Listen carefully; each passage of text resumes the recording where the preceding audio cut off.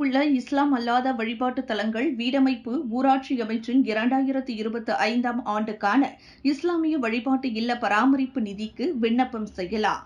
இதற்கான விண்ணப்பங்களுக்கான பதிவு எதிர்வரும் ஏப்ரல் 7ஆம் தேதி தொடங்கி மே 9ஆம் தேதி வரையில் நடைபெறும் என நெகிரி செம்பிலான் மாநில வீடமைப்பு ஊராட்சி மற்றும் போக்குவரத்து துறைக்கான மாநில அரசு ஆட்சிக்குழு உறுப்பினர் அருள்குமார் ஜம்புநாதன் வெளியிட்டுள்ள செய்தியறிக்கை ஒன்றில் அவ்வாறு கூறினார். கடந்த 2024ஆம் ஆண்டிற்கு நெகிரி செம்பிலானில் உள்ள மொத்தம் 33 இஸ்லாமியம் அல்லாத வழிபாட்டு தலங்கள் இந்த நிதியுதவியை பெற்றுள்ளன என்றும் இதன் வழி மொத்தம் 2.7 மில்லியன் ரிங்கிட் ஒதுக்கப்பட்டது என்று அவர் குறிப்பிட்டார். இந்த ஆண்டிற்கான பராமரிப்பு பணிகளை மேற்கொள்ள திட்டமிட்டுள்ள ஆலயங்கள் உட்பட இஸ்லாம் அல்லாத வழிபாட்டு தலங்கள் கீழ் குறிப்பிடப்பட்டுள்ள இணைப்பில் விண்ணப்பிக்கலாம்.